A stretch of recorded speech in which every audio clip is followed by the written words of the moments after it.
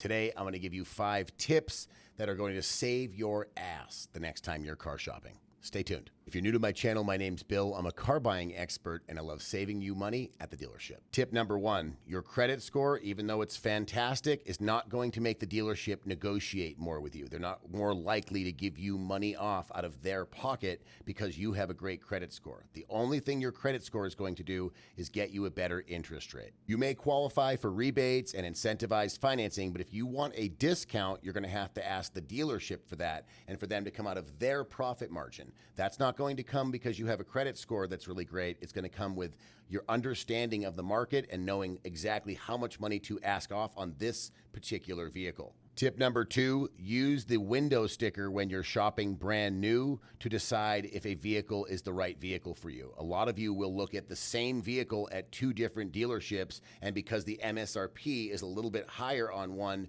you'll think that dealership is ripping you off, when in all reality, the reason that those vehicles are the exact same, but one of them's a little bit more expensive on the MSRP is because that one has more options. The MSRP is a reflection of the options in the vehicle. In other words, this isn't the dealership marking up the price, this is just what the price is. Now, when we call the dealership and get an out the door number, that's the true reflection of any greed at the dealership. Tip number 3, there is no magic amount that you should be asking off on every vehicle in general. There's no like set discount that I ask for on used vehicles or set discount that I ask for on new vehicles. It's vehicle to vehicle. If a new vehicle is really hot, maybe there is no discount. If a used vehicle is priced below market, maybe there is no discount. It's all vehicle to vehicle, so the only way you would know what discount to ask for, if there even is a discount, is after you study the market of the vehicle and understand what you're actually buying. Here's a great little pro tip for you. Anytime I like a used vehicle, I'm going to quickly call my loan officer, send him the VIN, and ask him what the loan amount, how much would they lend on this vehicle, and